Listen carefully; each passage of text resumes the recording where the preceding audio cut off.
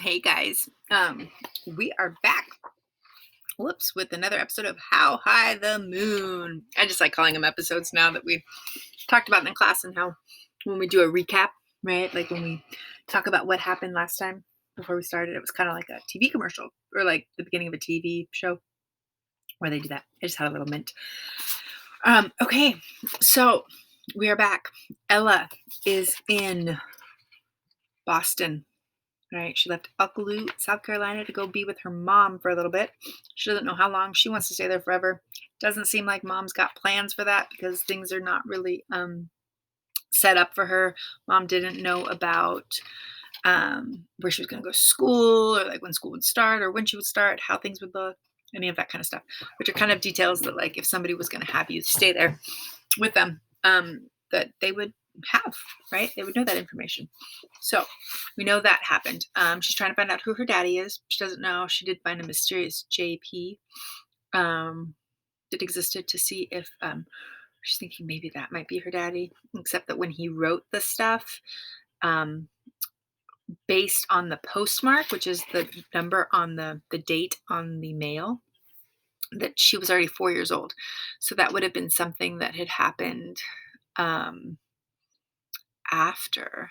But plot twist was that her mom kept telling her that she had recorded that album that JP is talking on while she was in her womb, while she was in her belly. So mom was already pregnant with Ella when she made the record.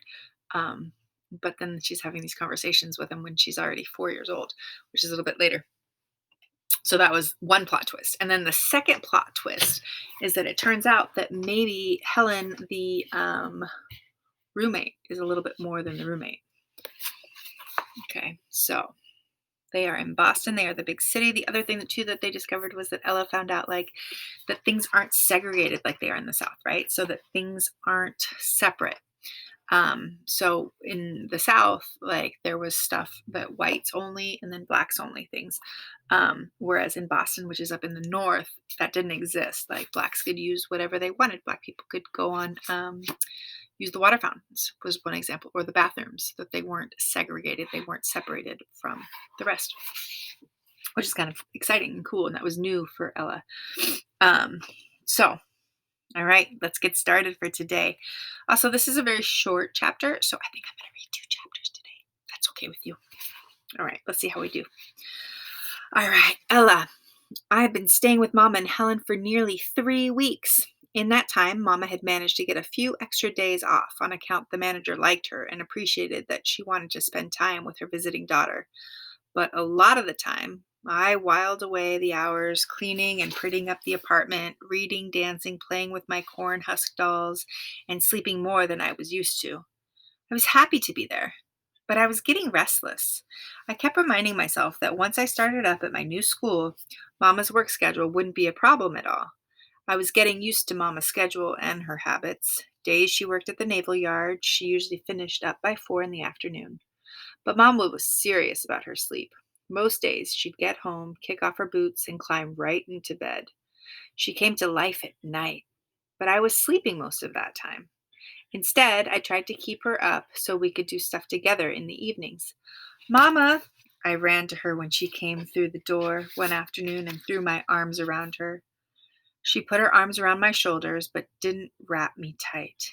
"How you doing, baby?" she asked, finally peeling my arms off of her so she could sit on the sofa and pull her boots off. "Let me help." I knelt at her feet and tugged, but couldn't get her boot loose. "Don't. It's fine," she said. She crossed her boot over her knee and gave it a firm pull, releasing her foot. She freed the other one and then lay back, pulled at her handkerchief from her head, and scratched at her scalp. She sighed and seemed to sink into the sofa. With an arm across her forehead, she closed her eyes. "Want coffee? I'm making some," Helen called as she disappeared into the kitchen. "No," Mama said, eyes still closed, frowning. "I'm gonna sleep."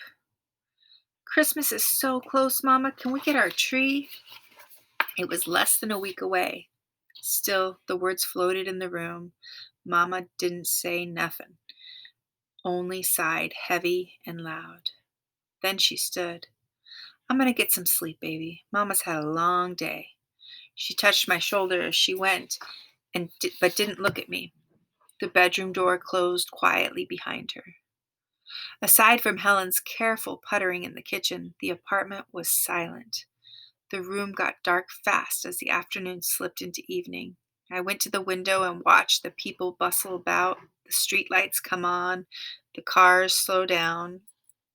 Across the alleyway, the happy family pulled decorations from a large box, with each dangling ornament the girl removed from the puffs of pale tissue. Her parents nodded in approval. Sometimes she'd unwrap one that made her jump or dance with happiness. I wondered if the girl went to my new school, if Mama had already enrolled me. We could have maybe been friends, and on Christmas Day we could show each other what we got and play with our new gifts together like Henry and I always did. But now Mama said we'd have to wait until after the Christmas holiday when school was back in session for me to start up. I guess it wasn't so bad. I didn't have to do no schoolwork. Myrna and Henry would sure be jealous. Wouldn't you guys love that? That looks like fun. Helen had come up behind me and rested a hand on my shoulder. Together we watched the family decorate their tree until she said, "We can't let them have all the fun." I turned to her, unsure of what she meant. "Come on, get your shoes on. We're getting our tree." Helen and I walked to the busy street a few blocks from Mama's house. There was an open air shop with rows of Christmas trees that had been chopped down, loaded on a truck, and brought into the city to sell folks. Some of the trees were big and some small. There were Christmas wreaths and big red velvet bows sewed onto them. And there were pine cones, lots of pine cones. Pine cone owls, pine cone angels, pine cone reindeer, and pine cone elves. I'm making a connection to this part of the book just about Christmas time and going to go and look for Christmas trees. My family's done two different things. We've gone to You Cut Trees shops where you have to like cut down your own trees. And then we've also just gone to like tree lots where it's like in a parking lot and then they have all these trees that trucks have brought in and they have them stacked up. And that's kind of what's making me think of here is the times that we've done that before. So that would be a connection that I'm making to my real life and to the text, the book. Helen grabbed a hold of a pine twig and held her with her fingers, dragged her fingers down its length, and then put her fingers to her nose. So she's like, I heard her saying to herself. "Hi there, darling." A grizzled white fellow wearing suspenders over his plaid flannel shirt came up from behind. He held up a pine cone ornament that was made to look like a hedgehog and was cute as the real thing. "Have a look at that. My wife, my wife Edna makes 'em herself." He pointed to the truck parked on the street. Edna was inside, head buried in the pile of pine cones and scraps of felt. "It's mighty nice, sir," I said. The fellow laughed a little. "Where are you from, girl?" "Alcaloo, sir, South Carolina." "South Carolina? Is it cold enough for you here?" He laughed again and turned to Helen. "She visiting?" Helen nodded. "Your trees are quite beautiful," she said. "You down from Maine?" "That's right, ma'am. Enjoying the city, but looking forward to getting back to the farm, if I can be honest." He'd called Helen ma'am. I'd never heard a white man call a colored woman ma'am before. And neither one of 'em seemed to have a problem with her looking him right in the face, talking direct like. "You got a farm?" I asked, carefully looking up to meet his eyes. He smiled. He seemed happy to see my face. "We sure do," he said. "You got a farm back home in Alcaloo?" "Yes, sir, we do. My poppy takes corn and watermelon into town to sell to folks. Kind of like you do with your trees," I said. I removed my glove and pressed my finger and thumb on a branch, pulling them along the length of it like I'd seen Helen do. I put my fingers to my face and inhaled the sweet, woodsy aroma. "So I'll bet all this city bustling sure is exciting for you." He straightened up and spoke to Helen again. "What can I do for you ladies for?" Maybe this is why Mama wouldn't come back to Alcaloo. She was being treated so nicely by everyone. The thought of going back where no one would call her ma'am and where she couldn't look white folks in the eye, maybe she couldn't bear the thought. thinking, like, don't you think that might be the case? Wouldn't it be hard to go back to somewhere where you weren't treated equally and you were treated less than someone else? Wouldn't that be hard when you're suddenly used to being treated equal? Remember, we talked about equality, meaning that you have the same rights as somebody else, right? You have the same opportunities as other people. So it's probably pretty hard, the idea that, like, you don't have those somewhere else. Like, why would you want to go back to that? It would make it hard. Probably make it easier too for Ella to think that it wasn't her that her mom's avoiding, right? It's just being treated as less than equal, maybe. And these aren't anything that I've read before. I don't know that. I'm just thinking and predicting, right? So, I'll bet all this city bustling sure is exciting for you. He straightened up and spoke to Helen again. What can I do you ladies for? Maybe this is okay. So maybe this is why Mama wouldn't come back to Alkaloo. She was being treated so nicely by everyone. The thought of going back where no one would call her ma'am and where she couldn't look white folks in the eye. Maybe she couldn't bear the thought. Helen settled on a smallish tree, full in the middle with long, wayward branches that looked like fingers expressing a thought. It stood about as tall as I was and would be easy enough for us to carry home together.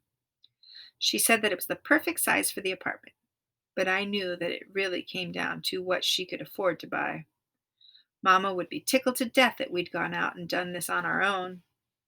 On the way home, it occurred to me that we didn't have any decorations for the tree.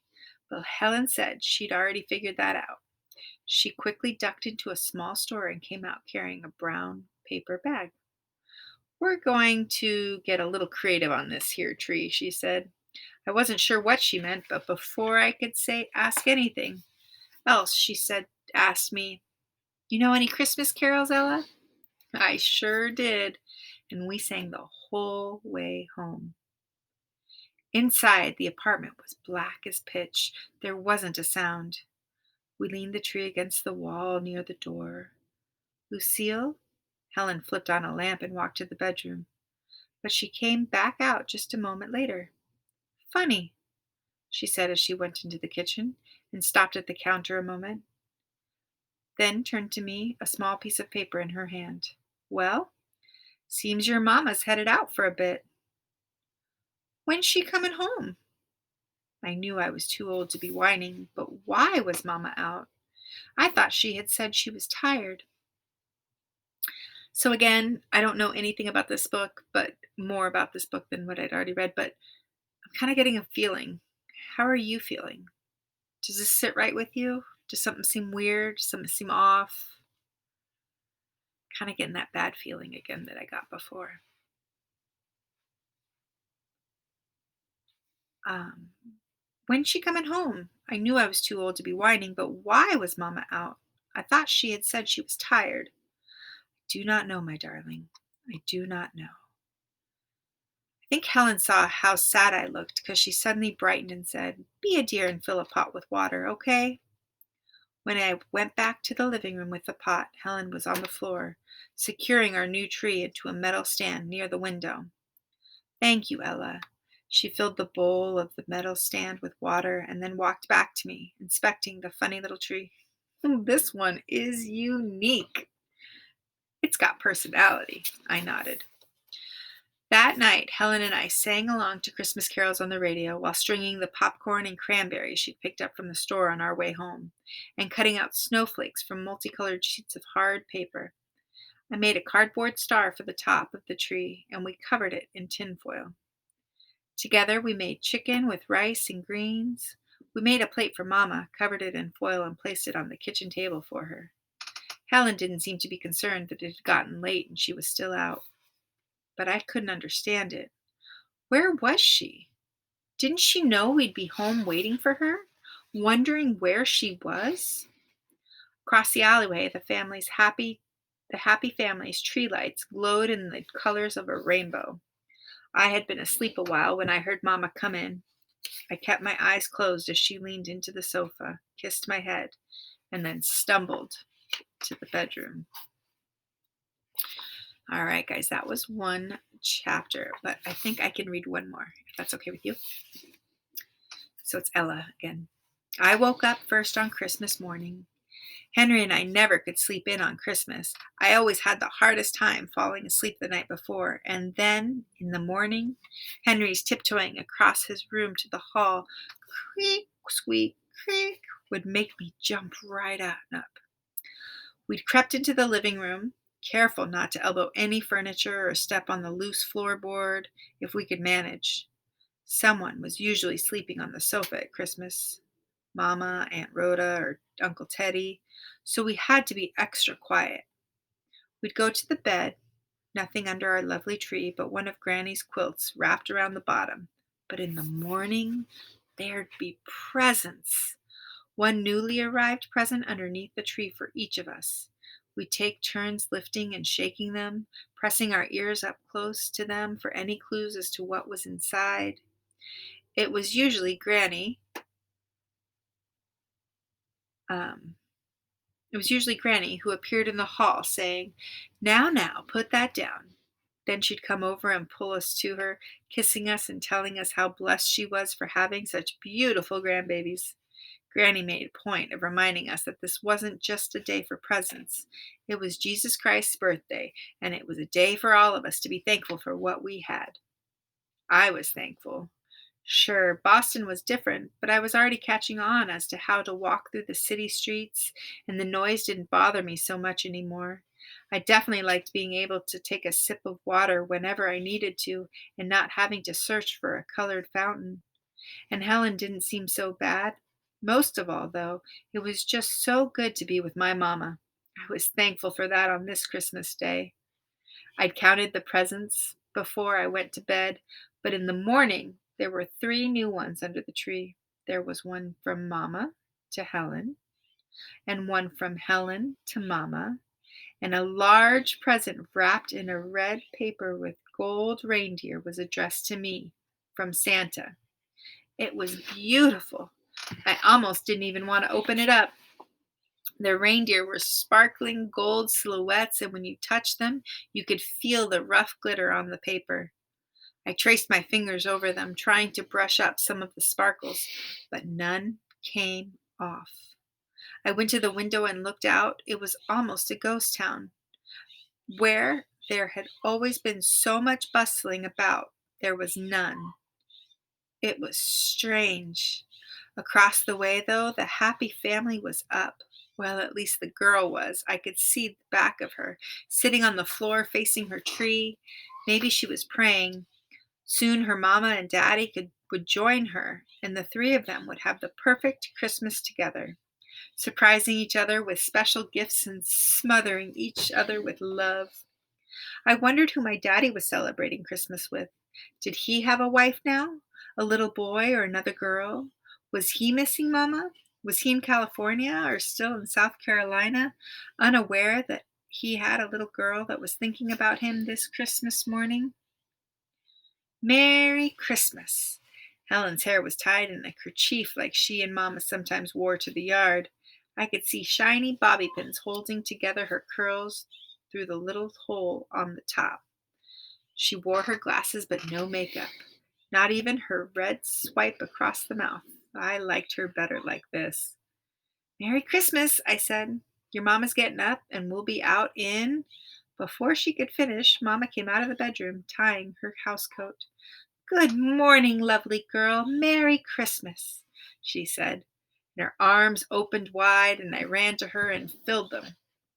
I insisted on opening my present from Santa first. I tore through the sparkling reindeer to reveal a white box. After digging through the layers of white tissue, I pulled out the most beautiful baby doll I had ever seen. She was a buy-low baby. I'd seen them in the department store's window in town. She looked real, with a wide, calm face, not silly and smiling like some dolls. Her dress was pale blue satin and creamy lace trim. She wore a matching bonnet equally as beautiful. But the best part about her was her complexion was close to mine. Complexion is like your skin color. Not quite peanut, but not as peachy pale as most baby dolls. Her nose was wide and her lips were full. She didn't look exactly like me, but she didn't look like no ordinary white doll. She was different. She was special. I loved her. "Oh, you're gonna have to name that baby. She's so pretty," Mama said. This blue satin gown caught the light and brightened everything around my new baby. I traced her smooth porcelain cheeks and then held her to my chest and squeezed her like she'd always been mine, like she'd been lost long ago. Mama gave Helen a bronze brooch of a mermaid with aqua stones on the tail. Helen had given Mama a silver watch with a delicate little face. They both gushed over the gifts, putting them on right away. Helen even insisted on pinning her brooch to her housecoat, just to see what it might look like on. "You can't even see it with all these flowers, can you?" She laughed, getting up and going to the bathroom or to the bedroom. "Oh, come on, Helen. You can try it on later. Don't go and change your clothes now," Mama called. Helen came right back in, brooch still fastened to her floral housecoat, but now she was carrying a box wrapped in a solid blue paper with a silver bow. "This is for you, Ella." She held it out to me, and I quickly looked to Mama, who smiled. "Looks like you got another present, girl. Better open it up," said Mama. I was careful as I removed the bow and wrapping paper. Something about tearing through Helen's beautiful wrapping job didn't feel right. She'd gone to such trouble. Inside was a book covered in red velvet. Stitched across the front in white, it said, "Ella." It was a diary. "Oh," I gasped. "It's beautiful. Did you make this?" My fingers gently traced the careful stitching that made my name look like art. Helen nodded. "I think it'd be nice for you to have something you can jot your personal thoughts and feelings in. Merry Christmas." "Hey, looky here." Mama pointed to the far side of the tree. "I see something." Sure enough, there was another present. I crawled to it and read the name tag. It was for me, from Mama. "Wow," I squealed. It was a large and round box, and it wasn't wrapped except for a ribbon tied around it. I knew it was a hat box. I opened it, and sitting on the bed of satin was a hat, a lady's hat. "You like it?" Mama was reaching for the box. "Let me put it on you. I know how you like hats." With the exception of my Stetson, I'd never worn a hat. I actually never cared much for hats, but my Stetson was different. It was special. Ever since Mama had hot combed my hair, she'd kept it away from me. I wasn't sure if she didn't want it to muss my hair or if she just didn't like her little girl wearing a man's hat. I realized that I hadn't seen it in a while, so I scanned the room trying to locate it. Finally, I spotted a piece of its brim peeking out from under Mama's overcoat, scarf, and gloves on the armchair near the front door. Mama pulled the stiff triangle of blue felt from inside the box and positioned it a little to the side atop of my head and secured it with a long hat pin. "Look at that! Such a lady," Helen said. I stood and went to the mirror in the bathroom, but just as suspected, I looked foolish, like I'd been playing dress up in a movie star's closet. "What you think?" Mama asked from the living room. "It's pretty," I said. I wasn't lying. It was pretty. For someone else, but certainly not for me. "Thank you, Mama." Has anybody ever gotten a present before that was a really nice present, but it just wasn't for you? Like it just wasn't your style or the way you like things? I've certainly had that happen before. We opened the box from South Carolina last. I wondered where Helen's family was. She didn't have none. There was no box from home for her, not like what Granny had sent me and Mama. Granny had sent us homemade pralines. You could smell the brown sugar and butter as soon as Mama lifted the lid from the box.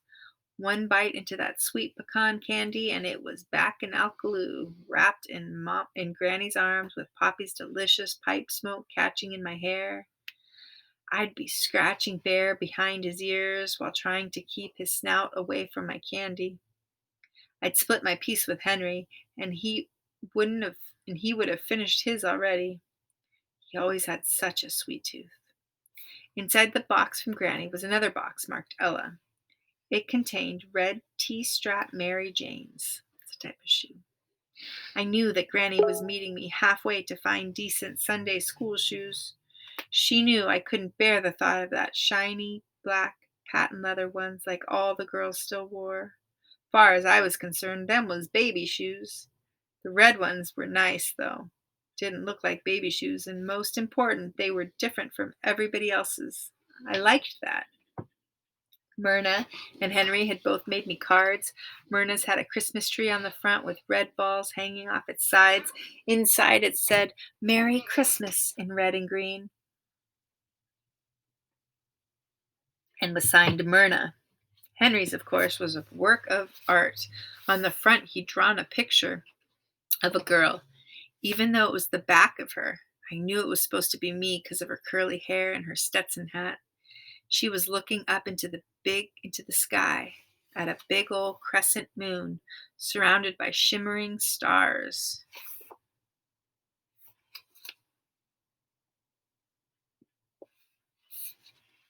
I'm wondering if that's the picture he drew.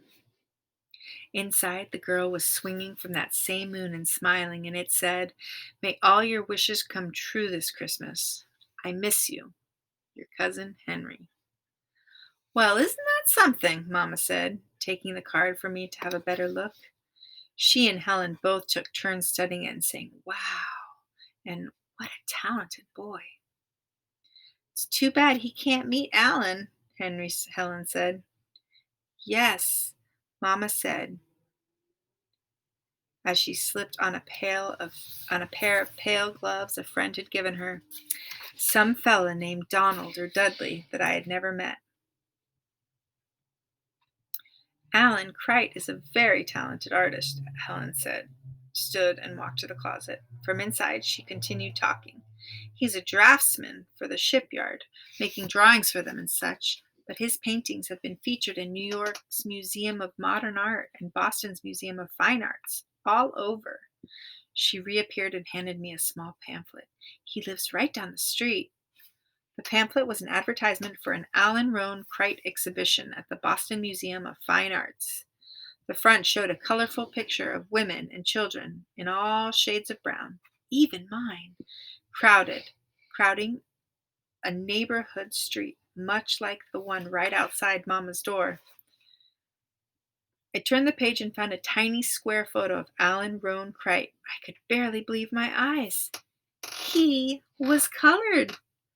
I didn't know that they put colored people's paintings up in museums, I said, studying the picture on the cover again. It was called School's Out. Helen handed Henry's card back to me. Your Henry might be in a museum one day, too, she said. I was sure that one day he'd be like Alan Crite. I was going to take that pamphlet back to him and show him what was possible. I love that, right? They don't have any role models of what like people could do because nobody that did stuff in the South looked like them that they knew of. But people were doing stuff all over the North. That's really exciting. Must be so nice to be able to see that, right? Like see yourself in success. Mama, still in her dressing robe, had put on the new gloves, the watch Helen had given her, my funny new hat, and a fox fur shawl, a gift from another friend, Seymour or Sigmund or something. She thought it was very glamorous, but I thought it looked like she'd pulled a couple of dead weasels off the road and flung them over her shoulders. They had the heads and tails still on them. I reached out for a tree limb, squeezed its sharp needles between my fingers, and smelled the cool, woodsy fragrance on my fingertips. Helen caught me and winked. I smiled and winked back. Sure, it smelled like Christmas, but Christmas here was certainly different from Christmas at home. At home, there'd be food on the stove already. There'd be so much noise from all of us talking at one time, holding up our new presents and admiring someone else's, that Granny would hold her hands over her ears and leave the room. There'd be a fire and music, Poppy, Granny, Aunt Rhoda, Henry and Bear, and even Myrna. I'd felt myself missing them before, but I hadn't felt really sad until after I had read Henry's card. I desperately wanted to know what he was doing, what he was opening. I wanted to split a ginger snap cookie with him and trade my hard candies for his sugar daddies. I wanted us to dance. I stood and walked to my kitchen. My throat was feeling tight and my face warm. Where are you going, baby? You hungry? Want me to make you something? Mama asked. It's okay. Just getting some water. I hurried out of the room, hoping she wouldn't follow. I didn't want her to see me cry. She misses her family. I don't blame her. All right, guys, our next chapter is called Henry. So we're going to start reading into a little bit more on Henry for a little bit. Thank you for watching and listening. We read 2 chapters today. That was pretty ambitious of me. So this is kind of long. But I will see you all on Monday.